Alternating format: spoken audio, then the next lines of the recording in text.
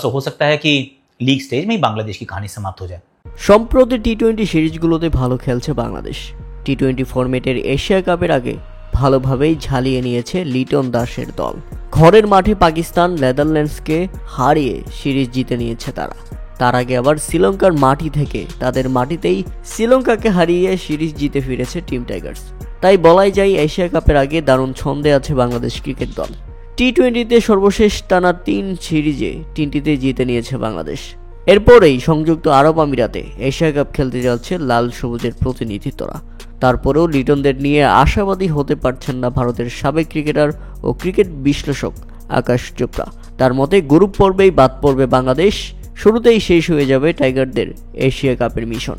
নিজের ইউটিউব চ্যানেলে দেওয়া বিশ্লেষণে আকাশ চোপড়া বলেন, বাংলাদেশের বর্তমান ফর্ম আউটস্ট্যান্ডিং, দারুণ ক্রিকেট খেলছে তারা। 2025 সালে ঘরে বাইরে সমাল তালে ভালো করেছে দলটি। তার মতে 2024 টি-20 বিশ্বকাপের পর বাংলাদেশ দলে এসেছে বিশাল পরিবর্তন। উল্লেখ্য যে আগামী 9 সেপ্টেম্বর সংযুক্ত আরব আমিরাতে অনুষ্ঠিত হতে যাওয়া এশিয়া কাপে বাংলাদেশ খেলবে বি গ্রুপে। টি-20 সংস্করণে হতে যাওয়া এই টুর্নামেন্টে টাইগারদের বি গ্রুপে আছে আফগানিস্তান, শ্রীলঙ্কা ও হংকং। গ্রুপে 4 দল থেকে সেরা 2 দল যাবে সুপার 4-এ।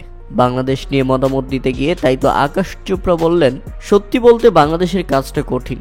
যদিও টি-20তে যে কোনো দলকে বাদ দেওয়া বা হিসেবের বাইরে রাখা ভুল হবে, তবে আমার মনে হয় তারা ফেঁসে যাবে, তারা শেষ পর্যন্ত পারবে না। আফগানিস্তান ও শ্রীলঙ্কা এই গ্রুপ থেকে কোয়ালিফাই করতে পারবে। বাংলাদেশের গল্প লিগ পর্বেই শেষ হয়ে যাবে, এমনটাই আমার কাছে মনে হয়। এরপর আকাশ চোপড়া বলেন, আফগানিস্তান একটা ভালো দল, টি-20 ক্রিকেটে একটা রকেট টিম আসলে। অপরদিকে শ্রীলঙ্কা একটি মাল্টি নেশন টুর্নামেন্টে একটি মাল্টি নেশন দল হিসেবে অংশগ্রহণ করে। ভয় পায় না তারা কাউকে। আগে টি-20 এশিয়া কাপ তারাই জিতেছিল।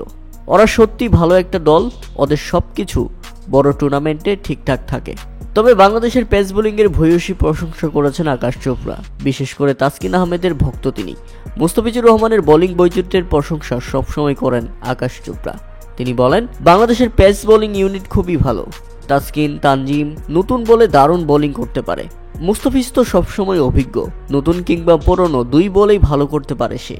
সব মিলিয়ে একটা ভালো পেস বোলিং ইউনিট আছে বাংলাদেশের। ফাস্ট বোলিং বাংলাদেশের সবচেয়ে বড় শক্তির জায়গা। স্পিনেও বৈচিত্র্য রয়েছে দলটির। তবে সব মিলিয়ে বাংলাদেশের বোলিং ছাড়া ব্যাটিং লাইন আপেই আমি সবচেয়ে বড় খুঁত দেখতে পাচ্ছি। আকাশ চোপড়ার মতে বাংলাদেশের দুর্বলতা ব্যাটিংয়ে। লিটন দাসের উপর অনেকটা নির্ভরশীল বাংলাদেশ, অভাব দেখছেন অলরাউন্ডারে।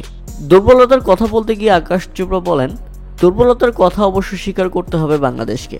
তারা লিটন দাসের উপর নির্ভরশীল। লিটন দাস মানসম্মত খেলোয়াড়, কিন্তু যতটা সামর্থ্য আছে ঠিক ততটা এখন পর্যন্ত পূরণ করতে পারেনি। এই দলটা 210 থেকে 220 রান করার মতো না, তবে 160 থেকে 180 লক্ষ্য পেলে দলটি খুবই স্বাচ্ছন্দ্য বোধ করে। এটাও একটা দুর্বলতা। আমি একজন পরিপূর্ণ অলরাউন্ডারের অভাব দেখতে পাচ্ছি অনেকদিন পর বহুজাতিক কোনো টুর্নামেন্টে সাকিব আল হাসান নেই।